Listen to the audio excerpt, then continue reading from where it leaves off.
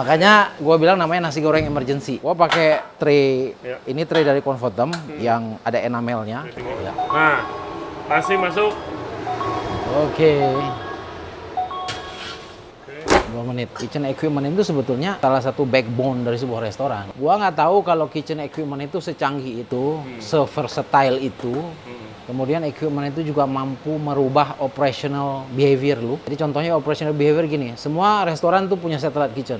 Jadi sebenarnya ternyata dengan hanya bikin so-called central kitchen kecil, lu mampu mengurangi capex lu sampai 70%. Jadi konsultan itu kan lebih kepada knowledge sharing ya. Satu syarat utama untuk menjadi konsultan apapun, manajemen consultant, banking consultant, lu udah mesti master di bidang lu. Yes, itu dia. Teman-teman yang lulusan kulinari segala macam kan. Gue bukannya mau ngebunuh lu punya passion sih ya. Jadi sebenarnya 23 tahun di bidang ini gue ngerasa bahwa passion is not enough. You need desire.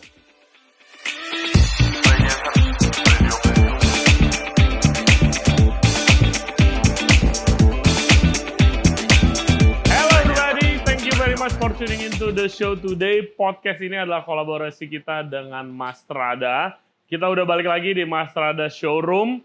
Dan kita akan ngobrol dengan Chef Zul Dahlan. Dia adalah konsultan chef dari Well Built Asia Pacific. Dan kali ini kita mau masak menggunakan My Dream Oven, guys. Kombi oven Comfortem. Canggih banget. Oke, seperti biasa jangan lupa subscribe di Ray Jensen Radio di YouTube and all other podcast platform. Follow kita di Instagram Ray Jensen Radio dan juga di TikTok. And without further ado, please welcome Chef Zul Dahlan. Enjoy the show. Oke guys, sekarang udah sama Chef Zul, chef consultant dari Wellbeat di Asia Pasifik. Yes. Yes. Oke, thank you Chef, udah datang. Thank you. Akhirnya bisa datang juga. Terima kasih Banyak banget yang request Chef Zul buat ngobrol-ngobrol di podcast kita. Nah, Chef Zul ini adalah consultant chef dari Wellbeat. Mereka adalah kitchen equipment manufacturer. Barangnya sangat keren-keren. Salah satunya ini Dream Oven gua, Comfortem, yang nanti kita akan kasih lihat ke kalian fitur-fitur kerennya apa. Nah, Chef Zul ini kali ini pertama mau masak smoked salmon, karena salah satu fitur Comfortem itu bisa nyemok dengan maksimal. Nah, Chef, lu mau bikin apa nih, Chef? Ya. Di sini. Jadi salah satu menu yang kita mau masak nih hari ini menggunakan Comfortem itu smoked salmon. Jadi smoked salmon ini Norwegian salmon, cuma treatmentnya ini kan gua harus graflux nih. Iya. Gua harus kubur di garam dan lain-lain. Di-cure dulu selama 48 jam. Oke, ini jadi, lu udah? Udah gua kerjain 2 hari yang lalu ya. Nah habis itu nanti prosesnya kita akan smoke 1 jam. 1 jam? 1 jam kita smoke di dalam Comfortem. Siap. Terus kemudian biasalah ini kayak gua bikin carpaccio gitu. Jadi gua akan slice, ada salad, ada roket, ya, ada grape, sama asparagus. Asparagus sama ini ada honey mustard. Jadi asin-asin manis gitu. Nah, apa yang membuat Comfortem itu bisa nyemok secara lebih maksimal? Jadi gini, sebenarnya kombi oven yang bisa smoke tuh hampir nggak ada. Iya nggak ada, kecuali ala-ala doang. Ya. Palingan ditaruh arang di bawah, ditaruh itu doang. Jadi zaman dulu kan kalau kita mau smoke, waktu gua masih di restoran juga kan, gua smoke salmon itu cukup banyak. Gua bikin tuh, atau enggak kita beli dari luar ya. Iya, mahal tapi. Ya mahal. Maksudnya kita juga mesti bikin tempatnya. Mesti bikin tempatnya khusus hanya untuk smoker, which is akhirnya kita harus keluarin duit dong buat hanya untuk smoke. Nah sekarang di Comfortem itu kan kombi oven nih. Fungsinya tuh bukan hanya cuma smoker doang, cuma ditambah sekarang jadi ditambah fiturnya kombi oven seperti biasa, combination oven, roast, steam roast, ya kan, steaming ya macam-macam lah. Nanti Chef Zul jelasin semuanya. Oke, terus Chef. Nah jadi kita akan proses ini. Jadi gua mesti bakar dulu chipnya. Oke. Ya. Ini apa? Nah ini smoker boxnya nih kalau di Comfortem. Jadi smoker box. Ya, jadi ini smoker boxnya. Ya, boleh. Ya, jadi smoker boxnya itu bentuknya kayak gini. Ini agak kotor karena udah dipakai ya. Iya. Bentuknya kayak gini. Terus ini chipnya, wood chipnya. Nah ini kebetulan wood chipnya nih beli yang agak bagus ya, karena udah di treatment kan kayunya. Treatment udah bentuk jadi apa namanya bulat-bulat gini. Iya, tapi lu mau pakai apa wood chip biasa kayak serpihan kayu bisa kan? Ya, Iya, tapi benar. lebih lama aja nyalanya.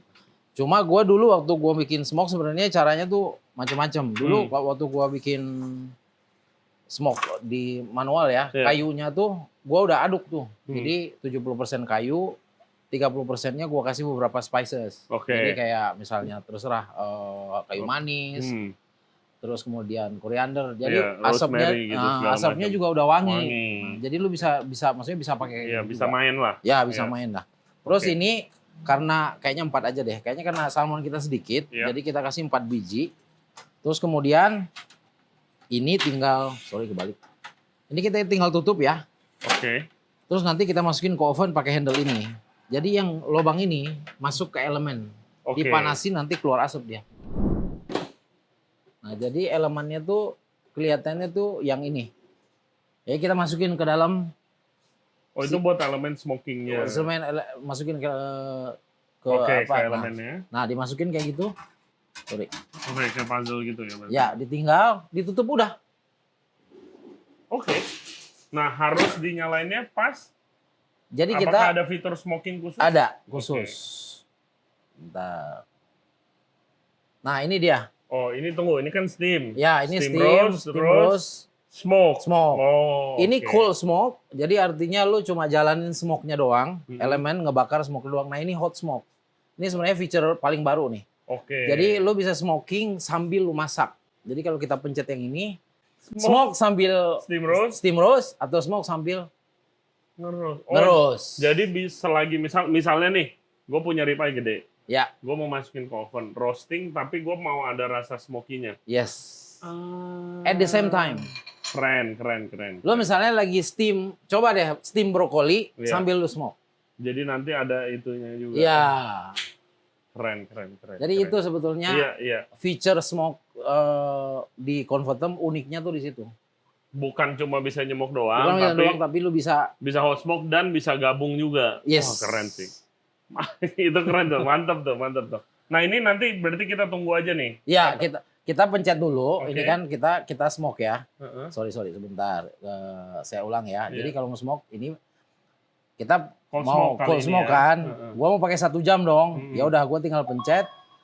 Nanti gua harus buka dulu ya. Karena dia minta ini kalau tanahnya ke bawah berarti cukup ininya terlalu panas. Masih terlalu panas. Jadi kita buka dulu. Oh, tuh apa lagi? Dia mesti turun ke 40 derajat. Dia mintanya 40 derajat. Ini kalau kuning gini berarti lagi proses. Kayaknya cepet sih. Karena ini kan nggak terlalu panas. Begitu udah 40 derajat, baru nanti dapat perintah lu tutup.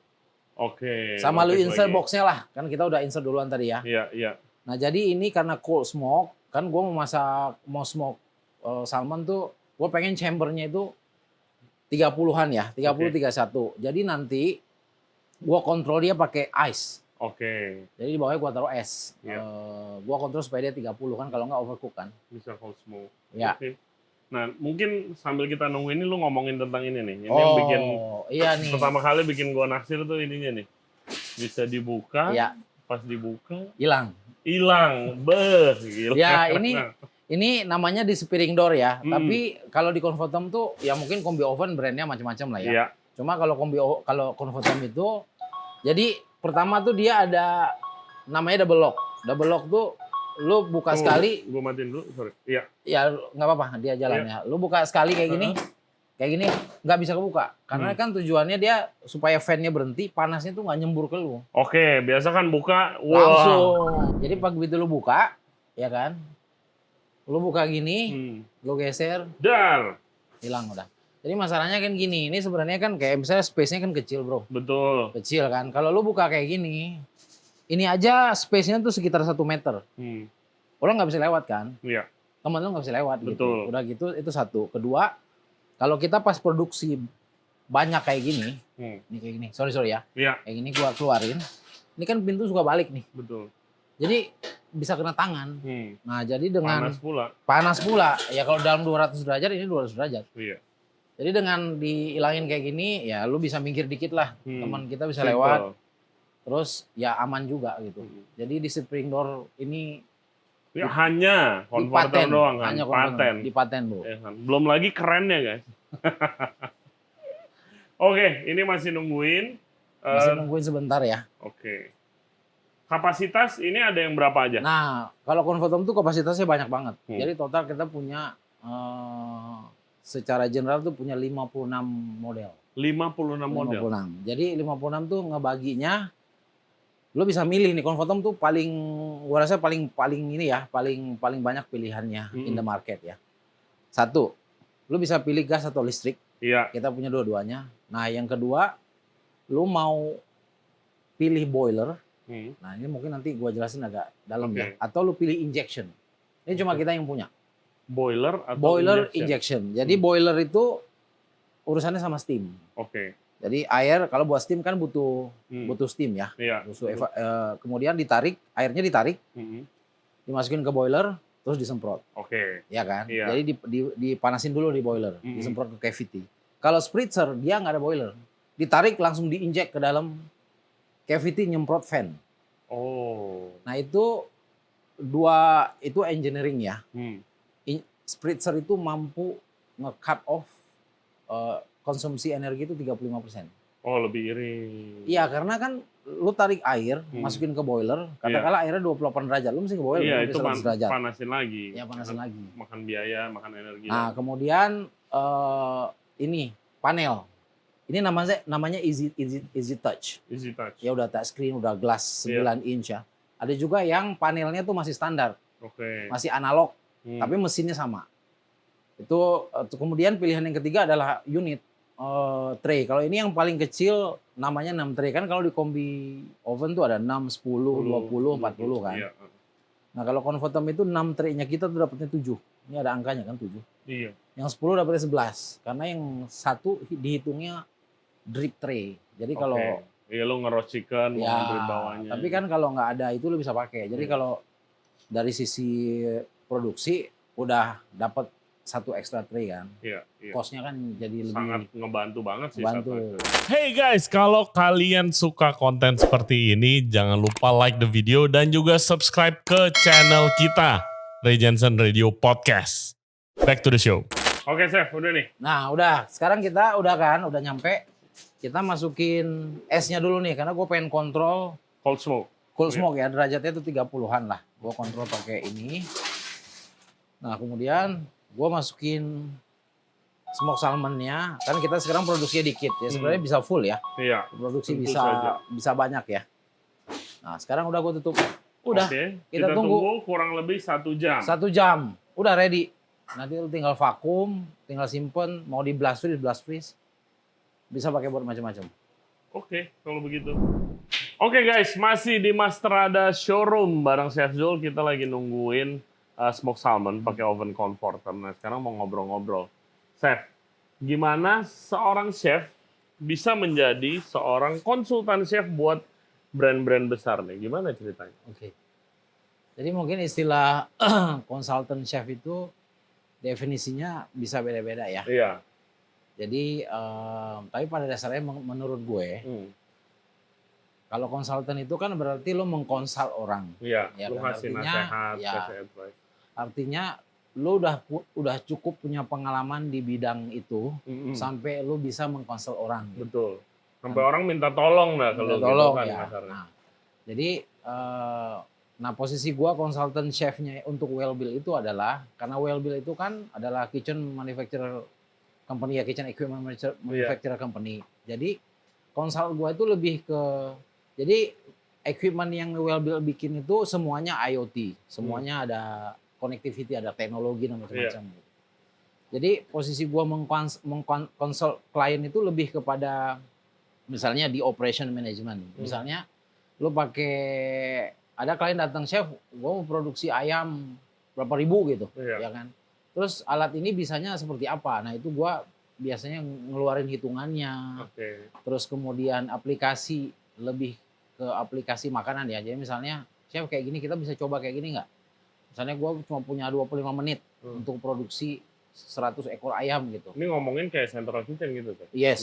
Nah. Oke, contoh orang yang datang ke lu, kita kasih case study deh misalnya. Misalnya gue punya restoran ayam geprek atau ayam panggang. Yang punya 10 outlet buat central kitchen. Nah, terus gue lagi nyari cara supaya konsistensinya Ya. tetap terjaga, tapi kapasitas gue mau naik gitu. Ya. Oke, gue bisa calling lu nih, gitu Ya. kan.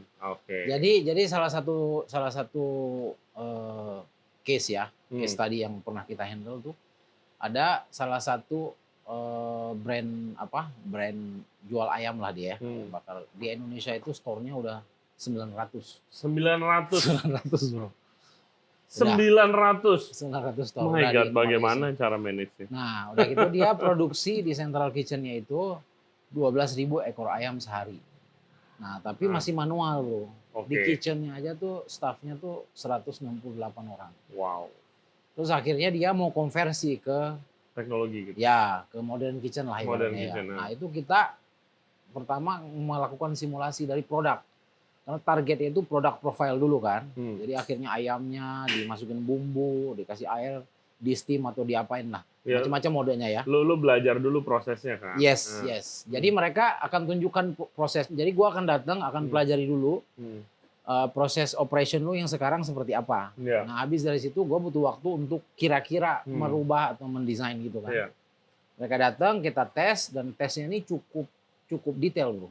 Karena pertama yang kita dapat itu data yang kita dapatkan hasilnya akhirnya pertama shrinkage.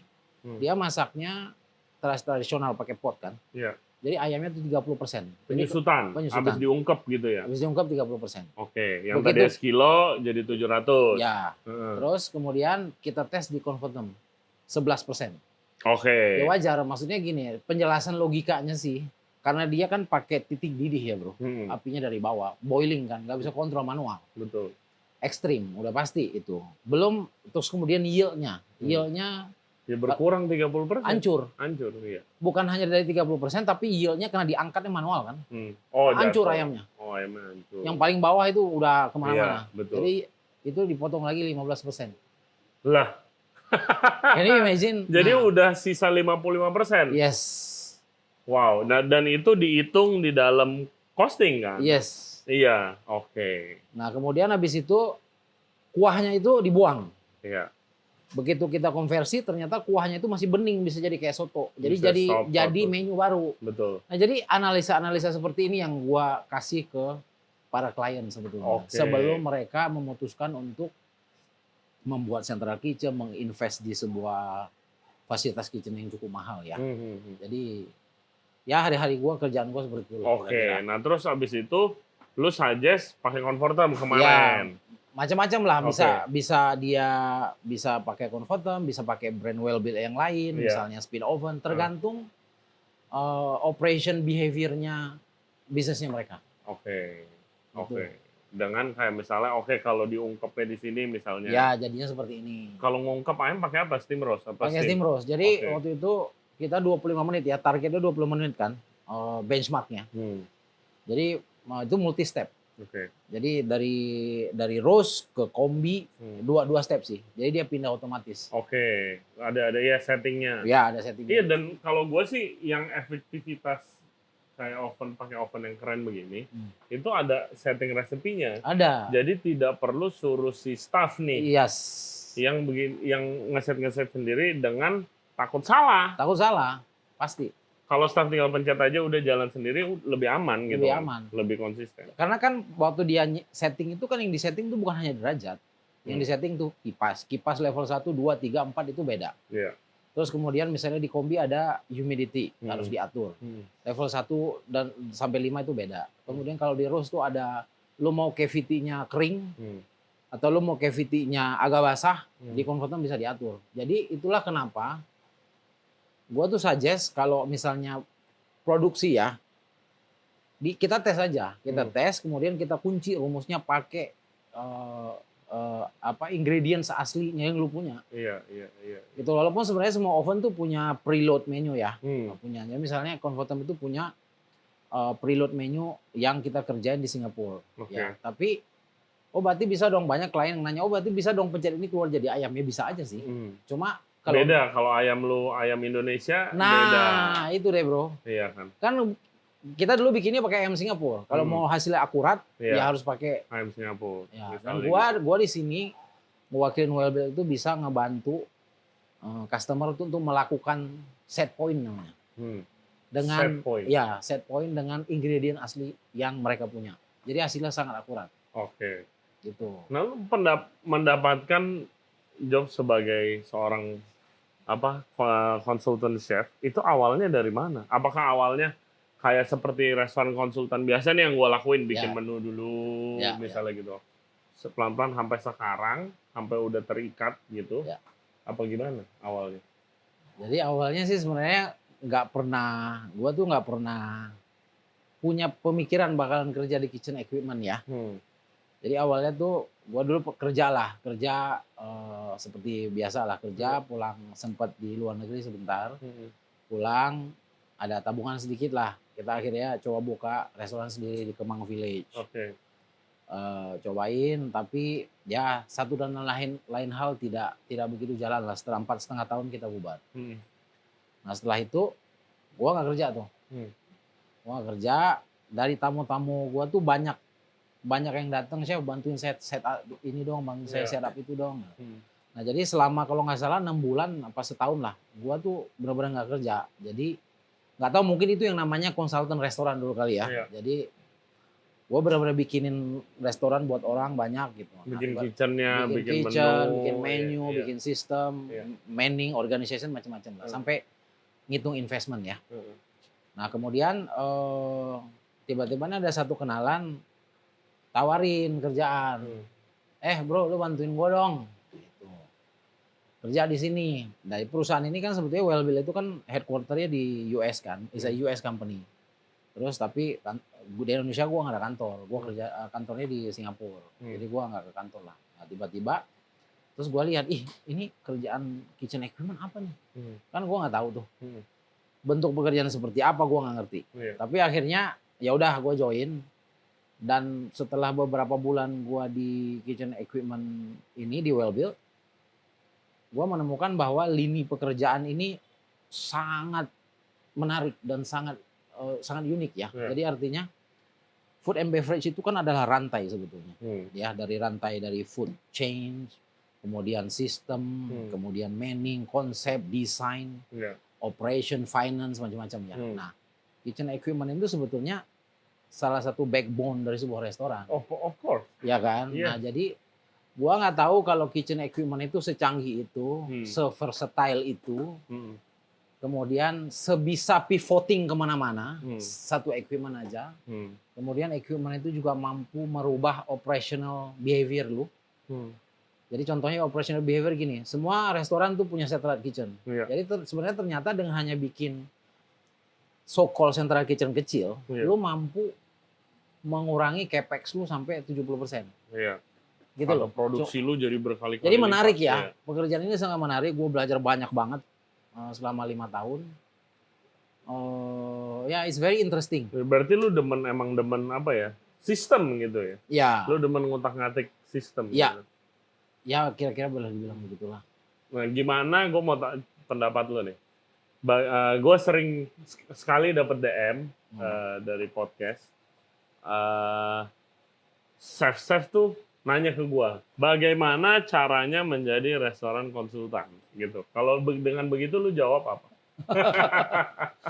Jadi kalau mau jadi restoran konsultan, nggak tahu ya maksudnya pengen jadi restoran konsultan tuh kenapa? Gitu kan, karena F&B itu menurut gue adalah pekerjaan yang lu nggak bisa. Ini menurut pendapat gue ya. Gue rasain, gue di F&B itu tahun ini 23 tahun berarti. Wow. Jadi sebuah industri ini yang sangat menarik ya. Jadi gue pernah coba juga dulu kerja di office gitu ya. Dan gue cuma bertahan 2 hari. Jadi menurut gue di F&B itu udah kayak arts, kayak lu ngelukis, kayak lu main musik, kayak lu main film. Lu mesti punya passion, lu mesti suka gitu. Jadi makanya di F&B itu kita kerja, gue pernah kerja sampai 19 jam sehari.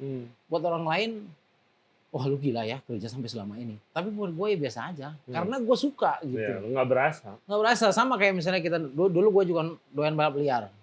Wah habis duit nongkrong di bengkel sampai 9 jam, 10 jam. Tapi kan nggak berasa ya. Jadi untuk jadi konsultan itu kan lebih kepada knowledge sharing ya. Nah, menurut gua satu syarat utama untuk menjadi konsultan apapun, manajemen konsultan, banking konsultan, finance, restoran apapun itu, lu udah mesti master di bidang lu. Yes, itu dia. Jadi lu mesti udah jago, udah paham, dan kemudian F&B itu bukan hanya dari sisi satu produk. Jadi misalnya kalau mau jadi restoran konsultan tuh kan, karena gua dengar banyak istilah yang menurut gua kurang tepat ya. Dia bilang restoran konsultan. Restoran konsultan itu is a lot. Finance, design, Iya. ya nggak, Back front office. of the house, Iya. investment. Iya. Jadi mau yang mana? Kalau ternyata seseorang itu cuma bikin menu, berarti menurut gua namanya product development consultant. Oke. Dia tidak ngurusin cost, dia tidak ngurusin macam-macam gitu ya. Kalau untuk menjadi restaurant consultant artinya you have to take care semua. Jadi ketemu orang, saya mau invest 30 miliar, kapan modal saya balik, gimana caranya? Kalau dia bisa jawab itu, berarti dia restaurant consultant. Iya. Kalau Jadi cuma semua, bisa menyangkut semua. yes, kalau dia cuma bisa bikin produk, berarti buat gua itu dia product development consultant. Product development consultant. Oke. Kayak gitu. Ya kira-kira pendapat Ya lu kebutuhan gitu. klien kan beda-beda. Ya. Dan yang paling penting tuh kayak yang tadi Syafzul bilang, pengalamannya udah ada dan diakui dulu nih emang udah jago, jadi boleh bisa bantu. Ya. Kalau kalian baru lulus, terus habis itu ngontek, gimana cara mau jadi restoran konsultan? Ya nggak bisa, karena konsultan itu 90% yang tadi Syafzul ceritain itu adalah si klien ini punya masalah. Kita harus selesain nih Ya. gitu kan. Dengan misalnya tadi masalahnya, gara-gara productionnya manual semua jadi nggak konsisten. Ya kalau belum punya pengalaman bagaimana mau kasih solusi kayak gitu sih. Ya kan lu dulu kita pernah kerja di restoran yang sama.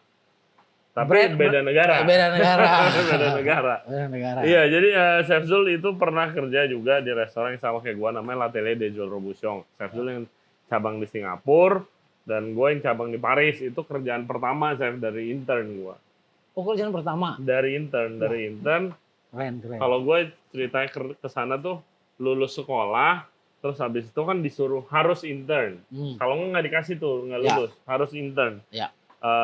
Minimal 6 bulan. Jadi gua cari di internet doang. Gua baru tahu kan namanya Michelin Star itu di Paris. Ya. Gua cari aja Michelin Star tuh paling banyak yang punya siapa. Oh, keluarlah Chef Joel Robuchon. Gua lihat-lihat, wah keren banget restonya. Oh, gitu sebelumnya kan. lo nggak tahu? Nggak tahu, di Indonesia nggak pernah dengar gua Chef Joel Robuchon. Okay. Gua kan lulus SMA langsung cabut. Oke. Gue lihat mukanya banyak di supermarket, di resep makanan, di panci gitu kan, dia banyak tuh endorsement-nya kan. Ya. Wah, berarti terus habis itu lihat restorannya, wah keren banget. Akhirnya gue masuk ke situ jadi intern. Dari intern kelar baru lanjut kerja. Kalau lu gimana masuk ke sana? Gua sih ceritanya, gua udah di Singapura waktu itu, udah berapa tahun lah. Waktu itu tuh gua udah jadi eksekutif chef tuh di sebuah restoran yang cukup besar ya. Oke. Cukup besar. Di Singapura. Di Singapura. Tapi memang Joel Robuchon itu kan gua mengidolakan lah. Jadi ibaratnya gua bilang nih, kalau gua kan ngikutin gitu. Waktu itu gua masuk tuh kan Joel Robuchon itu kan ibaratnya nomor 1 lah di dunia ya. Iya, dia punya 30-an. 32 total. Michelin Star. 32 Michelin Star. Dia bilang the most decorated Michelin Star kan. Iya. Udah gitu di bawahnya kan ada Alan Lucas, dan Ramsay, bahkan orang-orang di bawahnya dia belajar sama dia. Gitu. Betul. Gordon Ramsay pernah kerja sama dia juga segala macam ya. Terus udah gitu gua sebenarnya apply ke, gua nggak bisa kehitung lah. Selama 10 tahun dari gua masih di Indonesia, gua coba apply ke outlet dia yang di Macau, di Hong Kong, di Paris. Nggak ada. Nggak pernah. Karena memang waktu itu gua nggak nemuin dia buka kan. Dia buka application. Gua nggak tahu. Cuma gua kirim aja ke email. Pernah dapat. Nah tiba-tiba pas gua lagi kerja, jadi ada bekas staff yang di restoran sebelumnya, anak front of the house, dia bilang, chef ini atelier tuh cari sous chef, lu mau nggak? Gua langsung bilang gua mau lah. Gua nggak nanya gaji, gua nggak nanya macam-macam, gua mau, karena memang dream bro. Jadi waktu itu gua pengen tahu.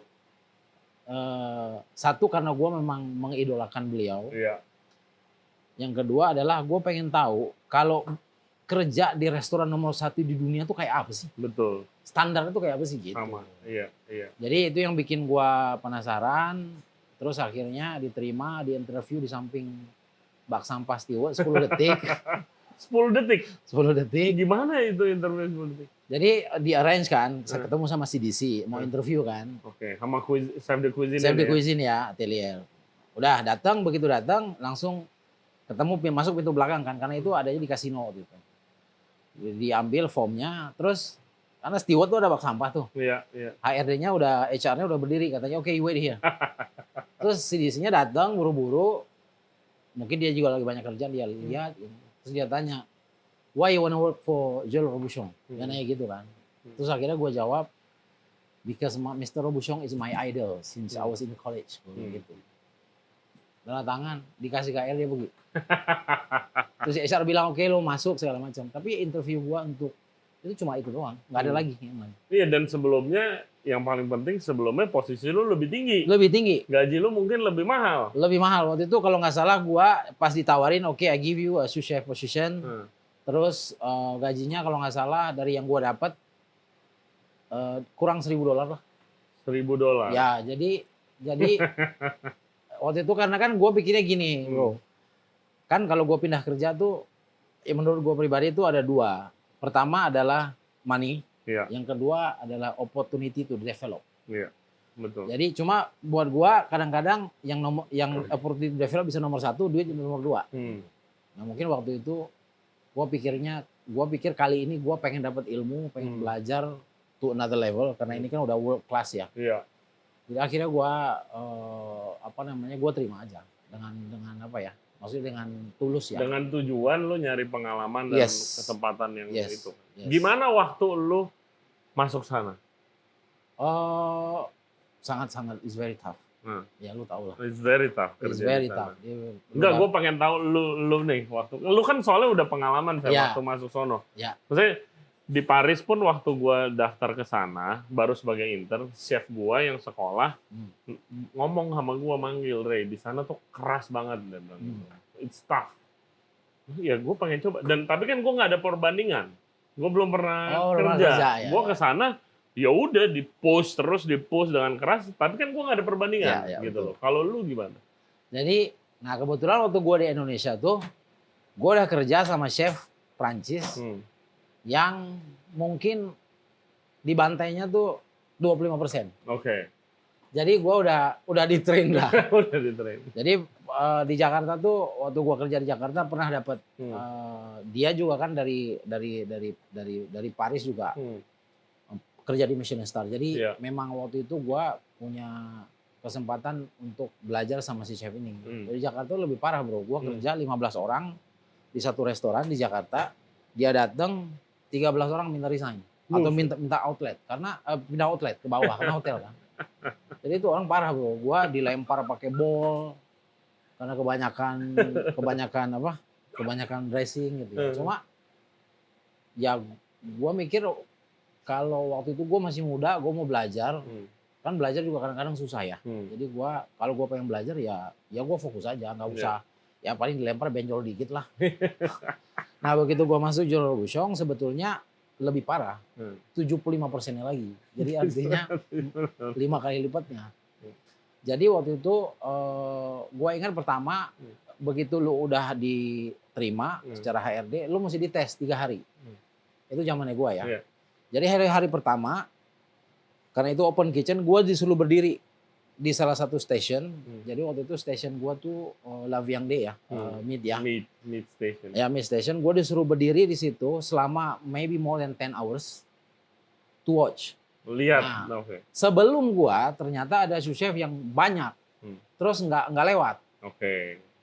Ceritanya setelah gua diterima ya. Jadi waktu itu mungkin yang bikin gua nggak tahu kenapa gua dilulusin, mungkin waktu itu gua berdiri nih di samping sink. Jadi ini interesting story juga di samping sink. Kalau orang lain mungkin sebelumnya dia ngeliatin doang karena disuruh diliatin kan. Iya. Jadi kalau di JR itu lu habis pakai pen, lu nyuci 20 detik, bro. Iya. 10 detik. Masih panas lu siram langsung pakai tisu ya. Iya. Jadi ini anak Levian dia karena lagi rame, dia taruh semua pennya ke belakang. Kan gue berdiri ya. Samping sink. Jadi gue nyuciin tuh, bro, walaupun gue mau ngelamar jadi posisi sous chef waktu itu ya. Lu nyuciin lah. Gua cuciin, gua taruh di samping. Jadi pas dia nengok udah ready gitu. Jadi maksud gua kadang-kadang disuruh disuruh, maksudnya lu mesti kreatif lah. Iya, inisiatif juga. Mesti inisiatif kan. Jadi waktu itu begitu gua masuk udah, terus gua masuk, komi gua orang Amerika. Gedenya nggak tahu mau 2 meter kali itu.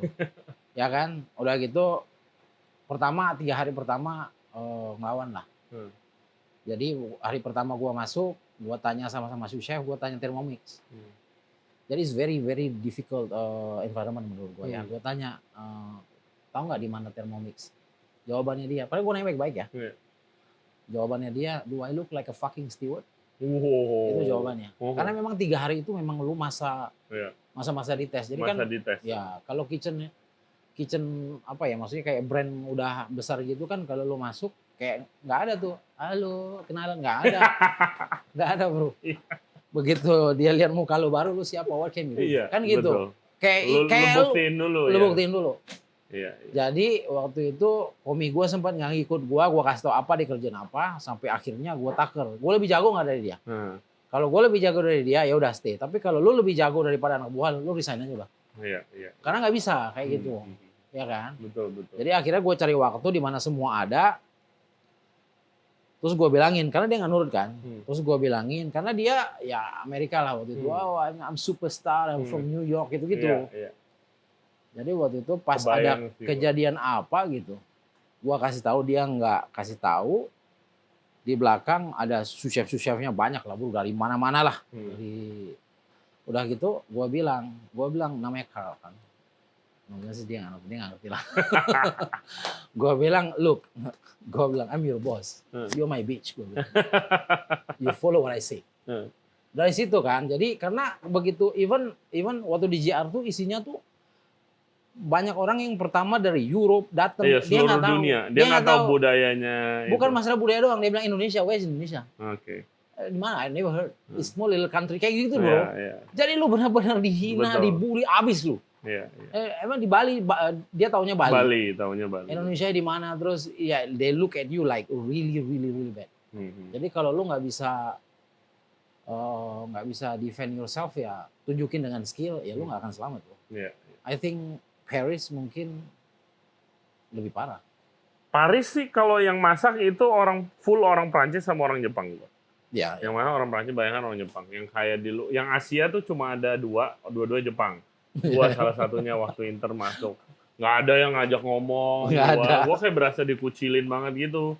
Terus gue masuk ke sana, temen gue 2. Gue disuruh minggu-minggu pertama gue disuruh di steward buat cuci sayur, khususnya kentang, harus di scrub kan, you know the famous kan, puree de rat tuh, potato puree-nya, itu harus digosok, bener-bener gue itu lakuin. Temen gue cewek, mungkin dia lihat nggak dikasih tuh cuci piring segala macam, langsung ditaruh di appetizer station, open kitchen, lagi lunch service, dia plating salad lama, dilempar lemon sama chef gue, nangis pulang, gue kayak anjing, gue ntar gue makin parah lagi ya. Tapi untungnya gue gradual. Awalnya gue dicuci dulu dari bawah. Gue langsung nggak diterjunin gitu. Kalau gue gitu. Tapi kesalahan paling parah yang pernah gue lakuin waktu di Joe Robuchon, gue numpahin demi glass setengah jam sebelum servis. Wah itu habis. Nggak ada stoknya. Dikit deh. Jadi demi glassnya itu di bawah. Jadi guys ada dish namanya mashed potato dari Chef Joe Robuchon. Itu sangat terkenal seluruh dunia. Orang kalau itu selalu most of the time pesan ekstra.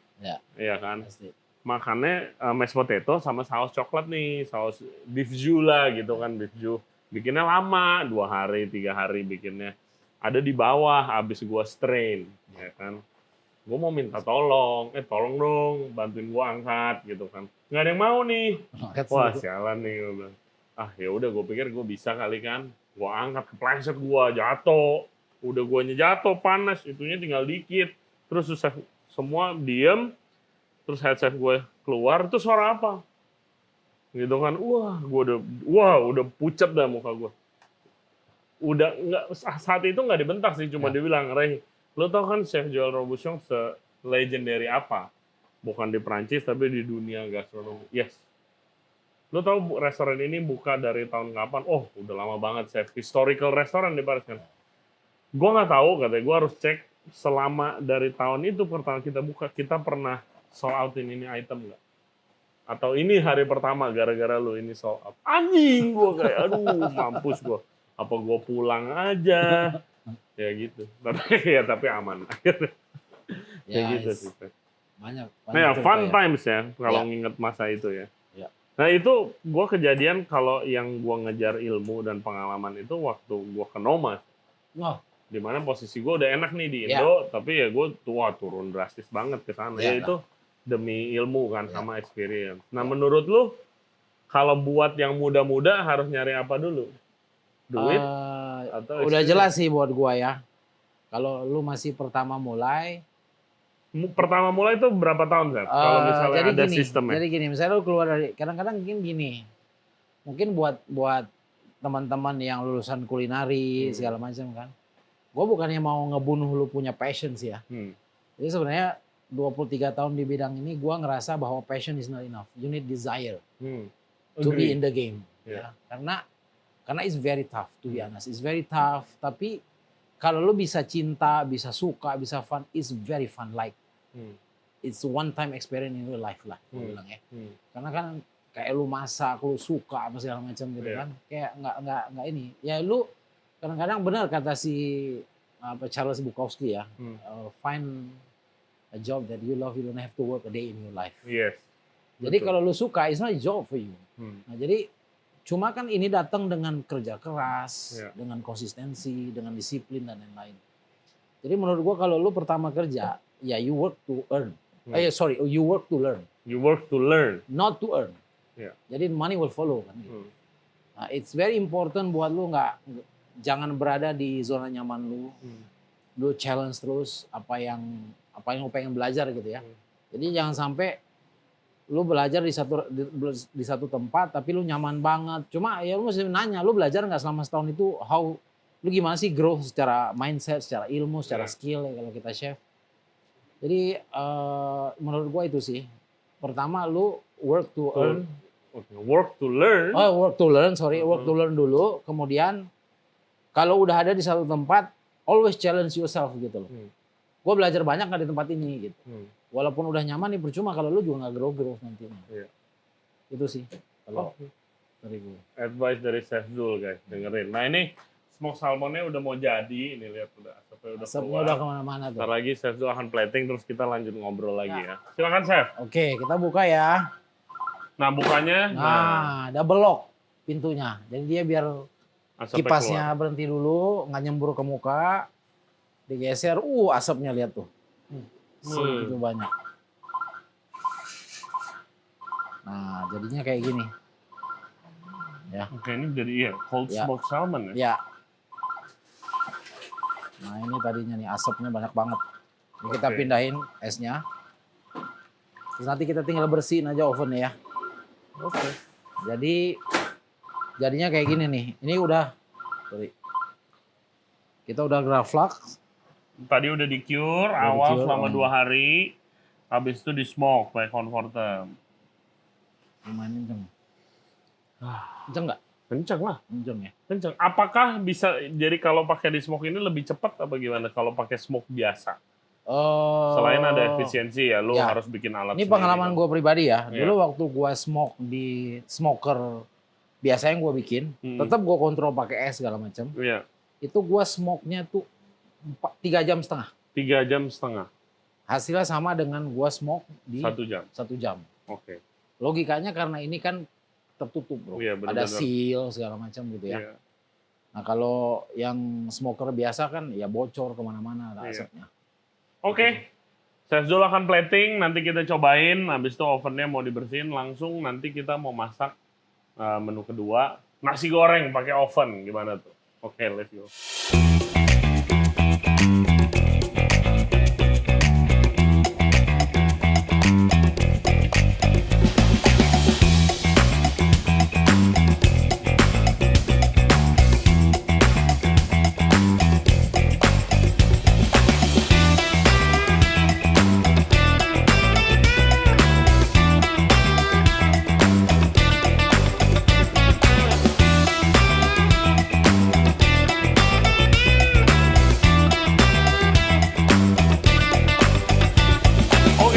Jadi kalian tadi udah lihat Chef Zul plating smoked salmon ya pakai honey mustard dressing, arugula, asparagus, and grape. Nah sekarang untuk membuktikan Comfortem itu sangat versatile, Chef Zul mau masak nasi goreng nih, tantangan dari bosnya Mas Rada, shout out to Pak Steven. Chef, kita mau bikin nasi goreng apa nih? Pakai kombi oven. Ya, jadi ini tantangan yang luar biasa ya. Jadi ini kita masak nasi goreng pakai ikan sih ya. Yes. Jadi seafood, mungkin seafood based lah. Ini bumbunya udah tadi saya bikin. Ini juga bikinnya di Comfortem juga nih. Kan biasanya kalau bumbu nasi goreng gua kan bawang merah, bawang putih, terus candle nut, terus ada ebi. Kan biasanya gua goreng tuh. Betul. Gua goreng baru gua blender. Nah, tadi tuh nggak gua goreng. Lu roast. Gua roast. Oke. Pakai sedikit minyak terus tinggal di blender. Jadi itu base-nya. Kemudian ada bumbu-bumbu pelengkap lah seperti nasi goreng pada umumnya ya. Iya, Ini biasa. ada kecap manis, Iya. ada Saus oyster, saus tiram, tiram, ada ini minyak minyak wijen. minyak wijen. Oke. Terus gua bikin juga Acar. terus pakai vegetable sama kita pakai ini sate ikan barakuda. Ikan barakuda. Ya, Yes. hasil dari mancing kemarin ya. Yes, betul guys. Jadi kalau kalian follow sosmed gua kan Mas Rada ini sering banget fishing trip. Kalau kalian lucky enough to be invited di fishing trip dapat ikan banyak. Nah, ini kayak kita pakai ikan barakudanya langsung. Oke. Terus ada telur, terus ini ada Nah, ini bikin nasi goreng nggak boleh lupa ini ya. Kalau nggak jadi nasi goreng nih. ini mullet roe. Mallet roe. Ya. Kaviar lah. Kaviar. Karena masaknya di oven Iya. agak bagus, jadi gua kasih 24 karat gold leaf. Oke. Jangan lupa kalau nggak ada 24 karat gold leaf nggak jadi nasi goreng. Nasi goreng. Oke, kita Oke, langsung kita mulai ya. Pakai fitur yang mana, Sep? Kalau Nah, misalnya jadi lu mau masak nasi goreng. gua pakainya roast ya, Oke. atau convection. Jadi gua pakainya 180 derajat. Iya. Terus kemudian fan-nya full, Oke. tapi crispy and tasty-nya gua taruhnya di level 3. Oke. Nggak mau terlalu tinggi, kalau nggak dia terlalu cepat angus. Oh, oke. Nah, jadi ini sekali lagi ini cuma ide ya. Cuma ide challenge yang gua jawab. Iya. Sekali lagi kepada para senior mohon maaf. Kelihatannya agak sedikit aneh, tapi ya maksudnya secara operasional kan. Iya. Kompor lu semua mati misalnya ada orderan nasi goreng. Nah, itu. Kalau nasi goreng yang pesen 30 biji bagaimana? Ya enakan oven. Makanya gue bilang namanya nasi goreng emergency. Nasi goreng emergency. Ya, Oke. jadi gue pakai ini tray. Ya. Ini tray dari Comfortem yang ada enamelnya. Oh, Jadi gue akan panasin dulu, terus gue masukin telur, bumbu dan lain-lain nanti. oke. Kita lihat aja ya. Kita sekarang nyalain ovennya dulu deh ya. Nah, CNT ini tuh ngefek kemananya, Sep? Jadi CNT itu stand for crisp and tasty. Oh, Itu crisp and arti tasty. CNT ya di Comfortem. Jadi fungsinya tuh gini, karena si Comfortem ini adalah closed system. Jadi kombi itu ada open system, ada closed system. Kalau open system tuh lubang yang di bawah pembuangan air sama lubang asap kayak lubang asap di belakang itu tidak ada penutup. Oke. Sementara di Comfortem yang di atas itu ditutup pakai automatic valve. Oh, Jadi benar-benar ketutup. Iya. Sama yang di bawah sebetulnya tuh ada tangki air. Jadi kalau pas kita nggak nyalain CNT-nya, airnya membanjiri lubang dan tertutup. Oh. Nah, masalahnya adalah ketika kita ngerus, kayak ngerus ayam atau kita ngerus sesuatu yang ngeluarin humid, ya, ngeluarin humidity kan dari barangnya kayak ayam itu kan keluarin. Nah, kalau dia tidak dikeluarin, dia trap. Kan ini cavity-nya jadi sangat basah. Iya. Jadi agak Humid. sulit humid. Oke. Kita agak sulit dapetin crispy crispiness. sama Maillard reaction-nya nggak dapat. Oh, ngerti. Jadi Caramelization-nya nggak dapat. bikin environment dalam sini lebih kering lah Lebih ya. kering. Nah, crisp and tasty ini tugasnya adalah membuka dan menutup si valve sama air itu naik turun Oke. sesuai dengan setting yang kita punya. Jadi tujuannya tuh kalau closed system itu kan lu punya temperatur di dalam cavity ini sangat-sangat stabil. Kalau turun paling 1 derajat 2 derajat. Iya. Tapi at the same time kita juga pengen dia kering dong. Iya, betul. Nah, jadi dibuka kemudian ditutup. Iya, kalau mau roast chicken mau coklat semuanya. Ya. Oke. Nah, jadi itu fungsinya crisp and tasty di Comfortem. Oke, ngerti. Oke, Siap, kita langsung udah. mulai ya. 180 Kalau ini nggak derajat. pakai timer ini kayaknya karena sebentar-sebentar aja. Iya. Jadi gue masukin dulu ininya. Oh, panasin dulu. Ya.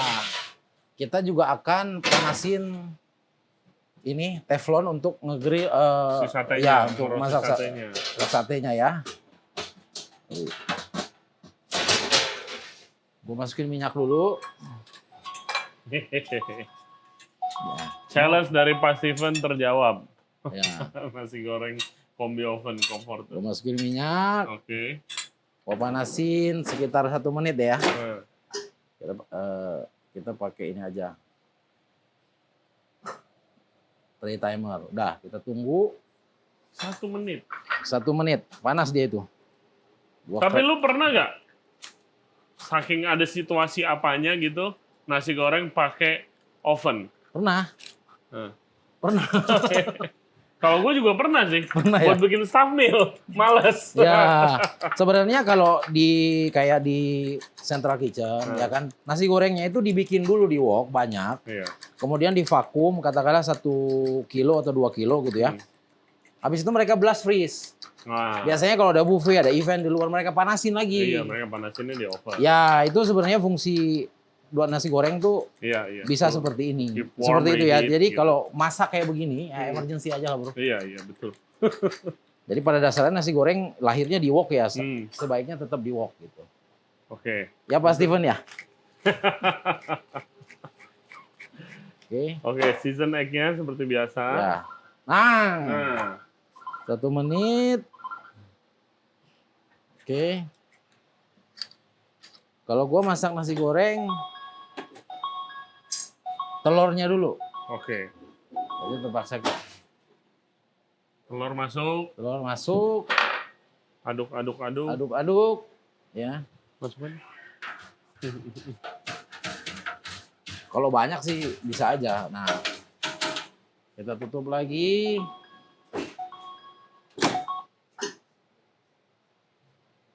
Untuk set timer lagi 2 menit lah. 2 menit. Sampai dia agak kering. Oke.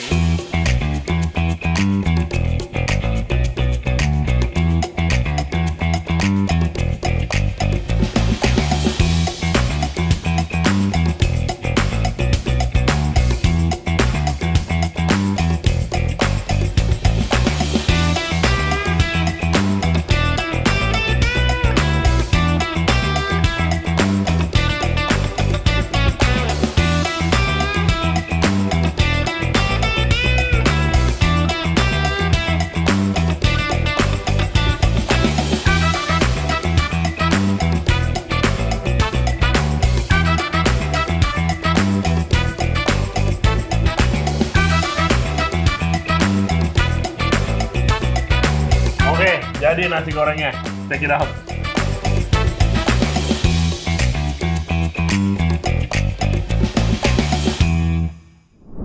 Guys, ini makanannya ada smoked salmon pakai asparagus and grapes with honey mustard dressing, dan ada nasi goreng emergency ala Chef Zul. Gue udah nyobain, enak banget sih rasanya.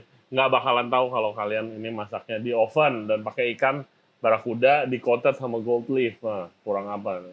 Chef, gua punya pertanyaan lanjutan. Yang tadi belum Ya. sempat ditanya. Yang lagi ngomongin you work to learn pertama. Ya. Habis itu baru work to earn money, ya kan? Kalau dalam kacamata lu untuk nasihat listener-listener kita, minimum tuh lu berapa lama sih berjuang dulu untuk nyari ilmu, baru habis itu lu cari duit? Apa lu lihatnya dari waktu, apa dari posisi lu jadi head chef nih? Ya. Berapa tahun atau gimana? Jadi mungkin kalau kalau nasihat enggak ya, mungkin sharing pengalaman aja ya. Jadi kalau dari gue dulu waktu pertama berkarir terus ya, gue coba desain perjalanan karir gue seperti apa. Yang pertama waktu is important I think ya. Jadi memang ada benchmarknya di mana menurut gue lu perlu spend some amount of time in the industry untuk lu bisa season lah ibaratnya ya. Oke. Tapi juga tidak kalah penting adalah tempat. Karena benar. ya lu bisa kerja di satu tempat selama 20-25 tahun, tapi begitu keluar lu nggak tahu apa-apa. Jadi artinya gini, karena kita tahu kalau di kitchen tuh ada yang sistemnya bagian cooking, butchering gitu Iya. ya. Nah, cuma bayangin aja lu ada di posisi itu selama 20 tahun. Betul. Kalau lu nge-butcher lu cuma tahu butcher doang. Betul. Kalau lu masak cuma tahu masak doang. Betul. Jadi menurut gua sih sangat penting juga tempat di mana lu bisa grow tuh dengan tahu banyak ilmu. Ya, bisa berkembang. Jadi waktu dan tempat, artinya tempat itu seberapa banyak lu bisa belajar itu juga dua-duanya penting. Itu kalau menurut gue itu berhubungan sama chefnya juga. Yes. Ya chefnya harus nyari chef yang emang suka kayak ngebangun gitu loh. Ya. Bukan tempatnya yang kayak emang udah sistematis kayak tadi Chef Zul bilang. Karena gue ada cerita Chef, gue punya steward dulu udah umur hampir 40 dia, tapi masih steward jabatannya. Terus habis itu dia daftar sebagai steward. Gue nanya, lu dulu kerja di mana? Oh dia kerja di restoran besar tapi di central kitchen. Kerjaannya dia udah 15 tahun di situ. Kerjaannya cuma satu, motong gurame, filet, sama cuci piring. Disuruh motong gurame dia bisa nggak sampai 30 detik udah ke filet. Wah cakep banget, cepat bersih rapi. Ikan yang lain nggak tahu apa-apa. Ya, filet ikan yang lain nggak tahu apa-apa, apalagi masak ya gitu. Ya itu kan salah satu contoh harus cari tempat yang berkembang gitu kan. Oh, good advice ya. Ini enak banget baju. Enak ya. Honey mustard sama grapes-nya give it a balance, terus smoky-nya nggak terlalu overpower juga. Cuma sejam sih gila banget. Harusnya asin-asin manis gitu ya. Ya. Oke. Sambil gue nyobain nasi gorengnya, Chef Zul, gue ada pertanyaan Chef dari follower-follower kita. Thank you for the question guys, keep them coming. Dan oke, ini Q&A-nya Chef Zul. Pertama dari Ed Nonica, ini rada panjang nih karena dia cerita dulu. Chef, apakah skill memasak juga bisa tergerus seiring bertambahnya usia? Sedikit cerita, aku punya rumah makan favorit. Lebih dari 10 tahun, sering jajan di situ sampai hafal di cara ngordernya, sampai server-servernya juga hafal. Tapi setahun terakhir ini kualitas masaknya menurun, padahal bahan-bahannya sama, caranya sama, bumbunya juga sama, yang masak juga sama. Cita rasanya tidak sekuat dulu. Faktor apakah yang mempengaruhi? Apakah itu usia chefnya? Ya chef, mungkin chefnya udah rada berumur, jadi skillnya turun. Gimana menurut lo? Ya.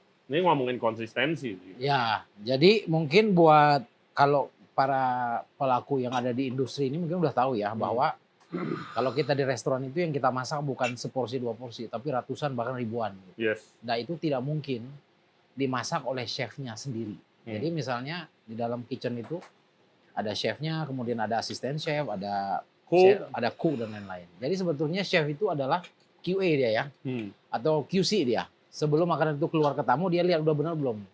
Of course sepanjang karirnya dia itu dia pasti ngajarin anak buahnya dong. Jadi kita kalau udah chef tuh udah ilmunya udah jago, dia cuma controller sebenarnya. Gak mungkin juga kalau chefnya yang ngaduk di wok itu sampai 400 nggak mungkin. Secara tenaga juga udah nggak mungkin, tapi dan secara sistem juga itu salah gitu, tidak efisien. Nah jadi menurut gua sebenarnya kasus-kasus kayak begini tuh banyak. Kan di ketika kita masak 1-2 orang sih nggak apa-apa ya, kita masak sendiri. Tapi ketika datang ke komersil, pertanyaannya adalah porsi pertama sama porsi ke-400 itu bisa sama nggak? Betul. Nah disitulah kita itu butuh sistem, kita butuh sebuah organisasi charts yang betul, posisi-posisinya itu, terus kemudian sistem kerja dan yang penting itu alat. Ya, alat juga termasuk equipment, infrastrukturnya sangat-sangat. Jadi udah rusak, siapa tahu udah rusak, 10 tahun nggak diservis, kurang panas, ya kan? Lebih ke situnya sih daripada skill si chefnya kalau. Betul. Saya curiganya ke arah situ sebenarnya. Kontak Mas Rada, chef dulu datang ke restorannya tuh, kasih tahu nanti. Oke, thank you pertanyaan. Pertanyaan kedua ada Godit Adit. Apakah seorang konsultan chef lebih baik dari seorang eksekutif chef? Dan bagaimana menjadi konsultan yang baik? Mungkin pertanyaannya kayak, haruskah jadi chef dulu, eksekutif chef dulu levelnya, baru jadi konsultan apa? Bisa langsung terjun. Jadi jawabannya kalau haruskah menjadi eksekutif chef dulu, jawabannya adalah yes and no ya. Jadi sekali lagi seperti yang saya jawab di awal, yang dibilang consultant chef itu apa yang you consult. Gitu. Kalau konsul cuma makanan ya udah, tapi kan misalnya bikin menu ya that's it. Iya oleh konsultan, tapi membangun sebuah restoran itu yang paling simpel deh, jangankan hotel ya. Membangun sebuah restoran aja kita butuh perencanaan tanahnya di mana, konsepnya apa, target marketnya siapa, how much gonna spend, kemudian depresiasinya berapa. Itu makanan itu hanya makanan, produk, service itu hanya rantai, salah satu rantai dari sekian rantai. Iya, betul. Which is salah satu rantai terpenting memang. Jadi pertanyaan saya jawaban saya adalah bahkan ketika kita sudah menjadi executive chef, belum mampu. Iya, betul. Untuk menjadi konsultan, do you understand misalnya soal tax, ngerti soal legal. Kalau memang yang dibicarakan itu adalah konsultan chef hanya menu, dan bisa. Betul. Itu jawaban dari saya. Kalau saran gua, kalau mau jadi konsultan sebelumnya, kalau mau full konsultan sebelumnya, coba dulu buka bisnis sendiri restoran, baru ngerti itu. Baru ternyata makanan hanya sebagian doang dari banyak yang harus dipikirin guys, yang bikin nggak bisa tidur. Pertanyaan ketiga dari @igeri Kirawan. Gimana menurut chef pengaruh ego dalam dunia memasak dan karir? Nah kan chef-chef biasa egonya besar-besar nih. Ya. Nah ini saya ngalamin sendiri ya. Jadi proses metamorfosis saya lah. Jadi kalau saya boleh sharing. Jadi memang itu terjadi karena pengalaman dan waktu ya, sama seperti kita dewasa. Jadi dulu waktu saya masih kerja sama orang, ya, masih kerja sama orang, ego saya nggak tahu. I want the best this. Lu jualan gimana, gua nggak peduli. Itu urusannya marketing segala macam gitu ya. Jadi gua mau mushroom dari Prancis diimpor, mau jual gimana pokoknya I want the best menu. Alat semua mau terbaik. Saya mau terbaik, nggak peduli jual gimana, karena it's not my job. Itu dulu ya, ego saya besar banget. Tapi tahun 2012 itu saya buka restoran sendiri di Kemang. Bersama dengan partners ya. Bersama dengan partners, kita waktu itu habis bangun tuh 9,8 M lah tahun 2012 ya. Pada zaman itu ya, 130 seat di Kemang Village. Ketika saya bekerja dan saya punya, artinya pakai duit saya. Betul. Wah, itu beda banget tuh. It's completely different. Jadi lu akan mikirin, aduh ini gue cukup duit nggak buat bayar karyawan. Gue cukup duit nggak buat bayar supplier. Betul. Jadi it's completely different. Jadi saya udah pernah berada di dua sisi. Jadi kadang-kadang kalau kita bicara ego, sebenarnya idealisme itu seorang chef harus punya idealisme. Artinya dia mencoba mempertahankan apa yang dia percaya, which is very good. Yes, karakter ya. Nah, akan tetapi jangan kebablasan menurut saya. Karena at the end of the day, it's your customer. Karena you open a restaurant buat your customer. Kalau customer lu happy, ya itu yang lu cari kan. Buat apa? Kalau seumpama kita ego, pokoknya menurut lu the best. Makanan lu the best, tapi nggak ada yang datang. Jadi baru tuh kegerus egonya. Baru kegerus egonya. Ternyata gue salah nih ya. Gitu. Ya. Sama saya. Sama persis. Udah ngerasain juga. Jalurnya sama juga. Nah itu dia. Makanya intinya buka restoran sendiri. Belajar banyak. Oke, pertanyaan terakhir. @Raihan Saifuddin. What's the hardest type of cuisine to learn in your eyes? Mom's cooking. Mom's cooking. Yes. Masak apa, Ibu? Jadi dulu almarhumah ibu ya. Dulu dia masak lah, tiap hari masak. Kebetulan gue orang Aceh, gedenya di Aceh, sampai umur 11 tahun. Jadi nyokap tuh masaknya tuh masak biasa sebetulnya. Gue bilangnya sih kampung misamplas ya. Jadi kalau dia bikin sambal kelapa gitu, di Aceh tuh ada namanya sambal kelapa, isinya cuma kelapa, daun jeruk, bawang merah, belimbing ulu segala macam gitu. Terus dia bikin tuh enak banget. Gue tuh mencoba bikin tuh kok kayaknya nggak kena-kena ya. Ternyata rahasianya tuh pada pemilihan kelapa. Nah itu, jadi dia bilang kelapanya tua, kelapa muda. Kan kalau udah dibuka gitu, gue nggak begitu ngerti ya. Maksudnya, how is it? Nah, udah gitu, dia nggak ada resep. Gue minta suruh tulis, dia juga nggak tahu ukurannya. Nah, jadi beberapa, terus misalnya tuh satu lagi keripik. Keripik itu kalau nyokap, keripik pisang gitu ya. Jadi itu wajan minyaknya panas, dia langsung slice ke situ loh. Oh. Dia nggak mau Biasa di soaking dulu kan Nggak kita ada. kalau direndam biar nggak oxidize nggak gitu ada. ya. Terus gue tuh kalau bantu nyokap masak, walaupun waktu itu gue udah jadi chef ya, gue tetap diomelin. Bukan gitu caranya, itu kurang merah menurut dia, keripiknya kurang merah. Gue merah gimana ya? Bikin kuning ya.